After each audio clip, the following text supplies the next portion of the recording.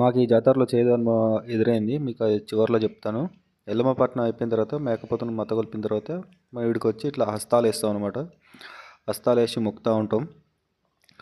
మా అక్క ఇట్లా మా వదినే చూడండి ఎట్లా మొక్కుతూ ఉందో. మొక్కమంట కళ్ళకాడ ఎట్లా పెట్టుకొని మొక్కుతుందో చూడండి. మొక్కిన తర్వాత అమ్మవారిని దర్శనం చేసుకోవాలి. కాకపోతే మమ్మల్ని ఫోన్ ఇవ్వలేదు, ఎందుకో చూడండి. అన్న ఇప్పుడు లేవా అన్న సీసీ కెమెరాలు? అన్న సీసీ కెమెరాలు ఇప్పుడు లేవా? లంచానికి మంచం వేయద్దన్న. భక్తులు ఎంత పెడితే అంత తీసుకోవాలా, మొక్కించుకోవాలి దేవుని. చెప్పొద్దన్న నాకు అవన్నీ. మమ్మల్ని ఎందుకు పోనీయలేదంటే మేము డబ్బులు ఇవ్వలేదని పోనీయలే. గుళ్ళోకి ఉన్నోళ్ళు వస్తారు, లేనోళ్ళు వస్తారు.